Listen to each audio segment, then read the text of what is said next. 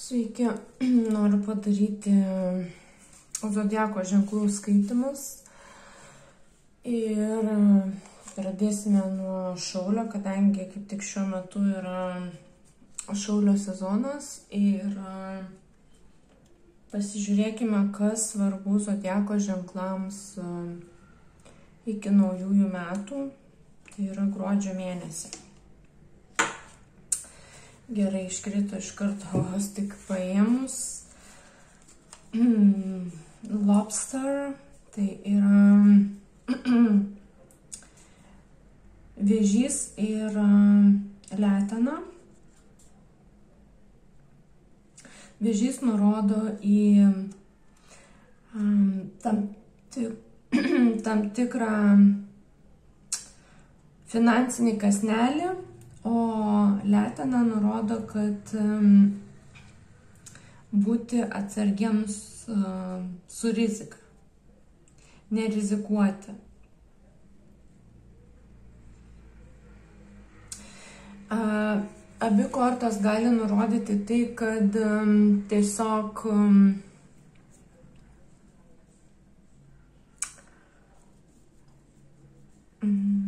nereikėtų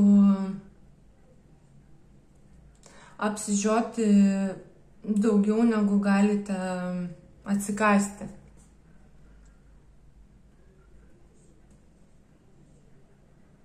Nes rizika gali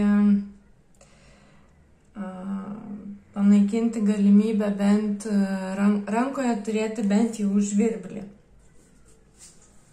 Kaip ten sako, žvirblis rankoje, jautis laukuose, ar ne? Nu, tai šiuo atveju šitų dviejų kortų kombinacija man nurodo į tai, kad jeigu galite gauti kažkokį nedidelį kąsnelį, tai jūs jį ir pasiimkite, nesivaikydami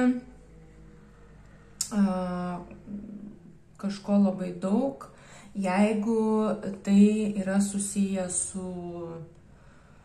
rizika.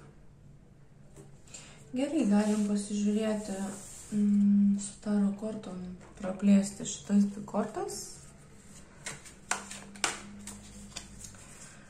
Apie ką eina kalba šauliams.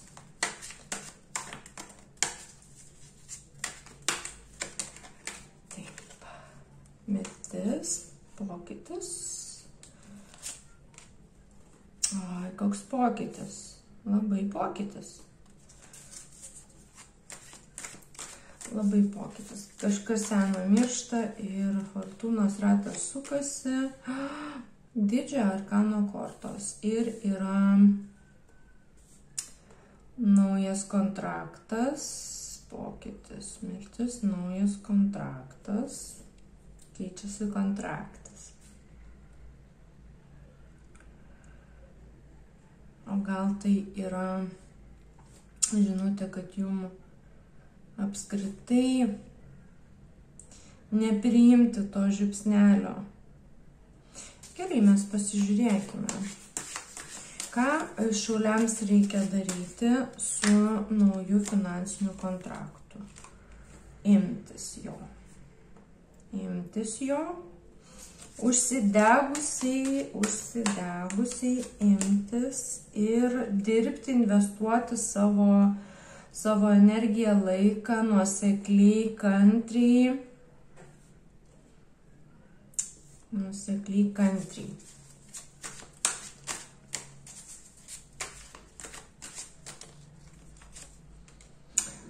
Taip,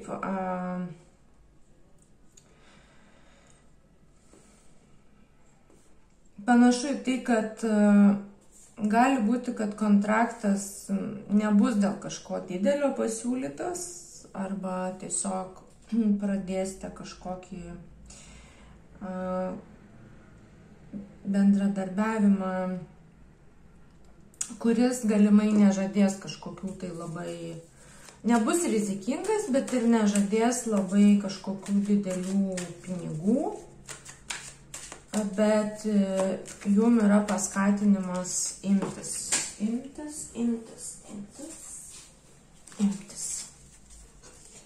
imtis dirbti. Jeigu tai jums suteikia, jeigu jūs tai uždega, suteikia tokį pasitenkinimą tą darant, atsiduokit darbui ir jūs tai prives prie 10 monetų, kas yra iš tikrųjų labai gerai. Tad nebijokite to kažkokio tarsi menko pasiūlymo. Ir yra kodėl šauliai mato kortą nerizikuoti. Kodėl nerizikuoti? Kodėl nerizikuoti?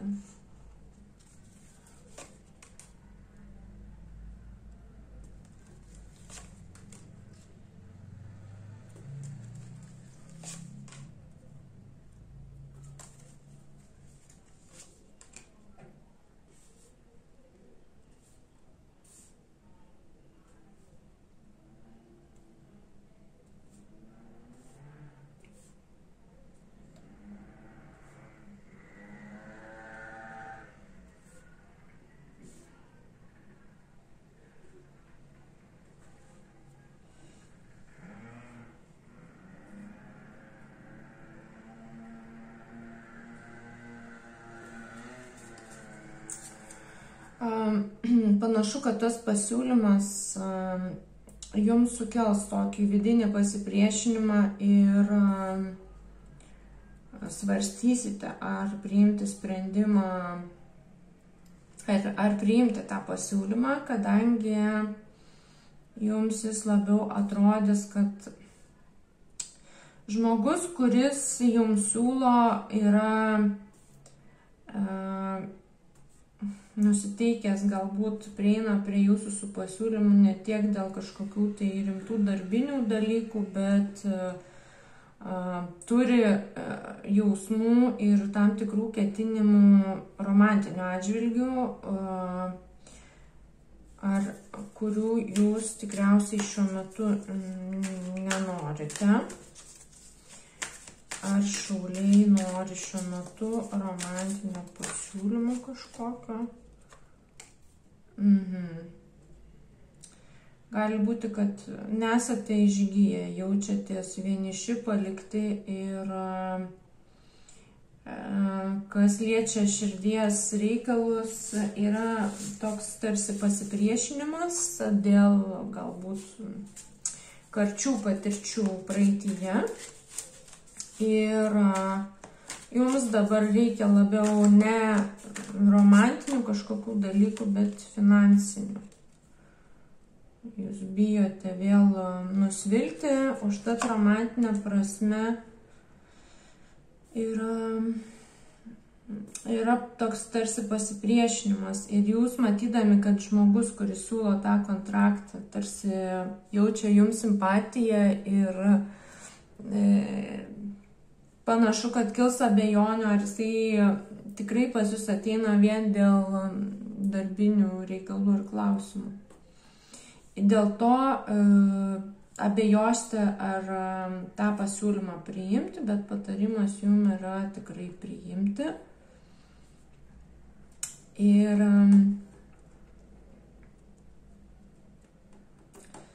nebijoti rizikuoti.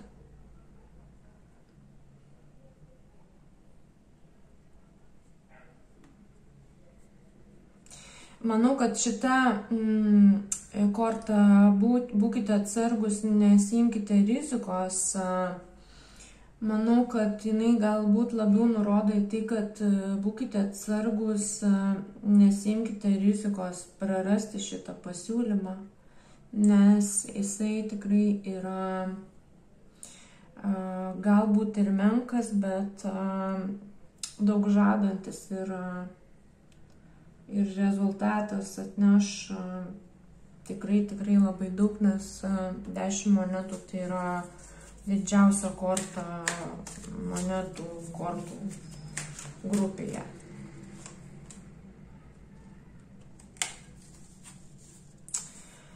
Tai, žodžiu, šauliams šiam kartui tiek norėjau pasakyti ir